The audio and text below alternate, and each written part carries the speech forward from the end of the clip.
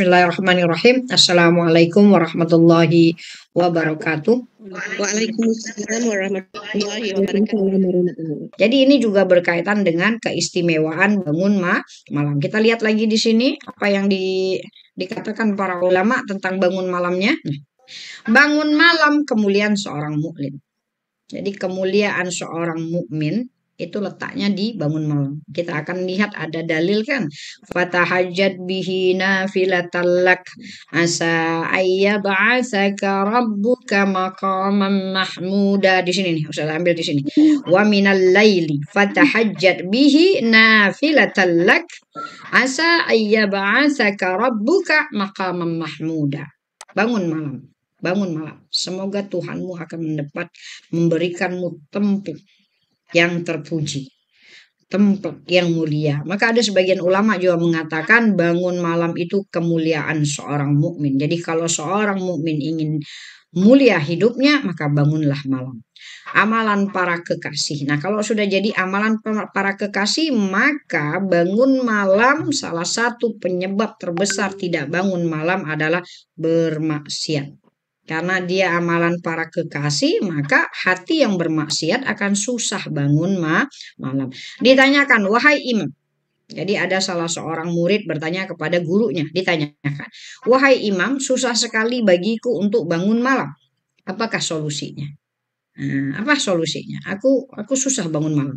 Jadi kalau mau bangun tiba-tiba kesiangan. Kemudian dijawab, jangan bermaksiat kepadanya di siang hari, maka dia akan membuatmu bangun malam untuk berdiri di hadapannya. Jangan bermaksiat di pagi hari. Maka dia akan menghalangi untuk berdiri di hadapannya di malam hari. Maka orang yang bangun malam kalau masih susah coba tengok lagi. Sebenarnya ada apa yang nggak boleh diubah dari diri kita. Mana tahu ada akhlak yang tak indah yang kita tak tahu kalau itu berdosa. Kita kekalkan tanpa istighfar, tanpa taubat, mana tahu ini yang menjadi penghambat kita untuk tidak boleh bangun malam. Nah, ketahuilah, bangun malammu di hadapannya merupakan kemuliaan terindah. Ahli maksiat tidak diizinkan menikmati kemuliaan itu. Coba perhatikan. Bangun malam itu kemuliaan, maqamam mahmuda. Dan Allah tak izinkan makom itu diberi kepada ahli maksiat, apalagi bermaksiat sepanjang hari. Maka Masya Allah di bulan Ramadan mudah tak bangun malam. Nah, yang dulu mengatakan ustazah susah bangun malam, saya ini ustazah bekerja sampai ba'dal isya pun masih kerja. Tapi kenapa di bulan Ramadan masih boleh bangun malam? Ya karena ketika di bulan Ramadan hatinya lembut. Kalau tak, tetap saja tak boleh bangun malam meskipun di bulan Ramadan. Kemudian ahli malam dalam menikmati malamnya lebih indah dari ahli lalai ketika menikmati malamnya. Jadi nanti kita mau berlomba-lomba ya. Karena ahli dunia banyak tak yang tidak tidur malam. Ya muslimat semuanya. Ahli dunia pada tidur malam nggak? Nanti tengoklah dulu masuk ke bilik anak-anak. Mana tahu anak-anak kita pun jam 2 baru tidur. Jam 1. Oh ternyata main handphone. Emaknya tak tahu, ayahnya tak tahu.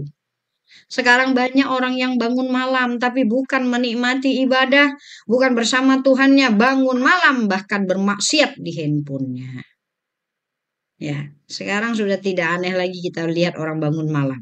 Makanya kalau subuh tuh susah. Lihat aja kalau subuh tuh di masjidnya kalau subuh penuh tak tuh. Ramadan aja kan kalau penuh tuh. Cuma satu sab. Ada dua. Satu sibuk bekerja. Memang di subuh itu nggak akan kosong walaupun orangnya bangun.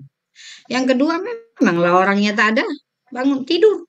Nah, ini yang kita akan katakan. Jadi susah sekali. Maka bangun malam itu kemuliaan. Nah, kalau kita sudah dapat bangun malam mudah tak subuhnya? Muslimat semuanya saya tanya. Kalau sudah bangun malam subuhnya oke tak? Kita kalau sudah bangun malam tidak ada lagi punya masalah dengan waktu subuh. Yang punya waktu sholat subuh lambat itu pasti orang yang tak bangun malam. Karena nggak ada ceritanya kita habis sholat malam terus tidur lagi terus subuhnya lambat. Orang yang bangun malam itu jangan tidur lagi. Karena semestinya bangun malam itu adalah cara untuk menjadikan sholat subuhnya on time. Begitu dipanggil Allahu Akbar, kita sudah standby di atas sejadah. lengkap dengan Qur'annya, lengkap dengan tasbihnya. Kan 15 menit sebelumnya kita dalam kondisi beristighfar. Karena 15 menit sebelumnya lagi berarti 30 menit kita sudah membaca Al-Quran.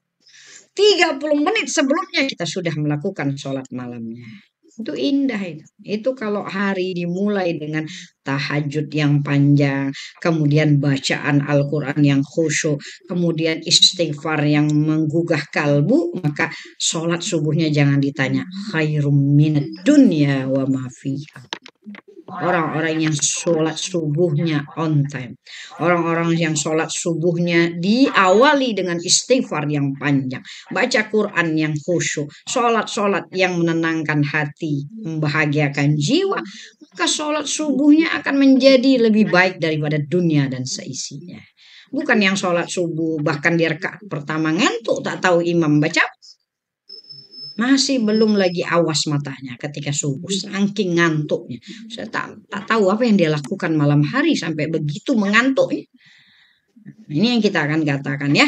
Jadi Masya Allah, jadi bangun malam ini sebenarnya cara terbaik untuk menjadikan sholat subuhnya indah. Karena kita tak terburu-buru, kemudian kita menjadi khusyuk karena hati kita sudah khusyuk sebelum masuk waktu subuh. Sementara subuh itu apa ayatnya? Rakaatai fajar khairum minad dunya wa ma fiha. 2 rakaat subuh lebih baik daripada dunia dan seisinya. Jadi carilah dunia, buatlah harta 7 turunan, tapi kalau tak pernah menikmati sholat subuh, apa yang dimiliki? Nggak ada. Karena dunia dan seisinya tidak lebih besar daripada nilai sholat subuh kita yang dalam kekhusyuan. Jadi ini sebenarnya sudah jelas ingin mengatakan ahli dunia yang bekerja apa betul dapat harta sebanyak-banyaknya sementara sholat subuh tidak diperhatikan. Ya. Kemudian kita masuk lagi di sini bangun malam itu. Nah ini tadi yang sudah saya jelasin di depan tadi sebenarnya hadis ya. Jadi bangun malam itu amalan orang soleh terdahulu. Dia merupakan sarana kedekatan. Kemudian dia boleh mencegah kemaksiatan dan dia juga boleh. Nah ada satu lagi mutridatan liddai anil jasad. Nah ini juga siapapun dari kita yang sakit saat ini. Oke, bismillah kita coba untuk ikut hadis Rasulullah SAW. Sholat malam itu juga bagian dari terapi ternyata. Jadi kalau merasa benar-benar sakit hatinya, merasa sakit jasadnya, bangun malam niatkan untuk kesembuhan. Karena di dalam hadis disebutkan bangun malam itu menghilangkan penyakit dari fisik kita. Coba saja buktikan nih hadis ini. Bangun malam dengan keyakinan yang luar biasa. Jadikan bangun malam ini kesembuhan. Kalau Allah izinkan, mudah-mudahan kita boleh melihat mukjizat hadis ini. Kalau Allah masih lagi mengkekalkan dengan sakitnya tidak ada masalah. Yang terpenting Allah sudah sembuhkan hatinya. Orang sakit itu yang paling pertama dia harus disembuhkan apa? Hatinya.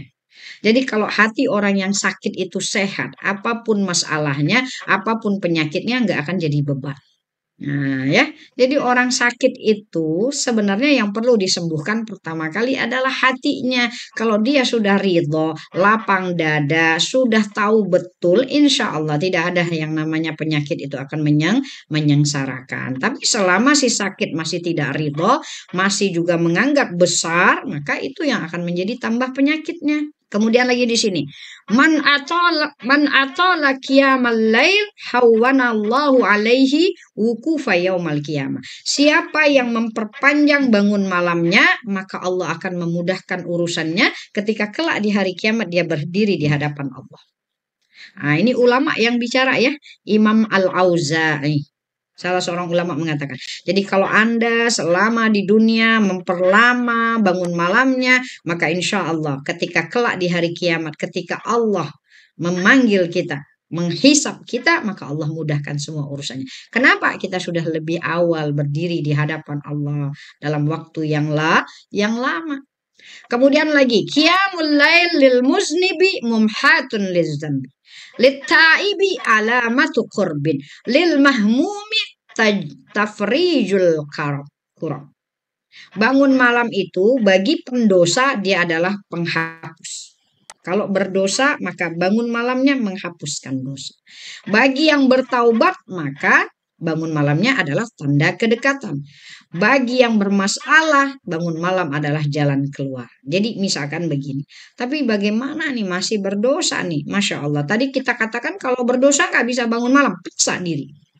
Kalau memang merasa masih dosa, maka paksa diri. Kalau bangun malam itu menghapus dosa, maka besok bukan lagi terpaksa bangun malamnya. Ya, dibangunkan Allah dan kita pun merasa bahagia dengan bangun malamnya. Jadi ada pada masanya bangun malam menjadi masih satu paksaan. Tapi ada pada masanya bangun malam itu menjadi satu kerinduan, satu kecintaan. Ya. Jadi kalau misalnya Ustazah tanya nih, pernah nggak sholat wajib kita menjadi satu kecintaan? Misalnya begini, tiba-tiba kayak kita, bila ya waktu subuh datang. Bila ya waktu zuhur macam sangat hati ini. Macam nak cepat jadi waktu zuhur azan nih kenapa tak datang lagi? Masya Allah.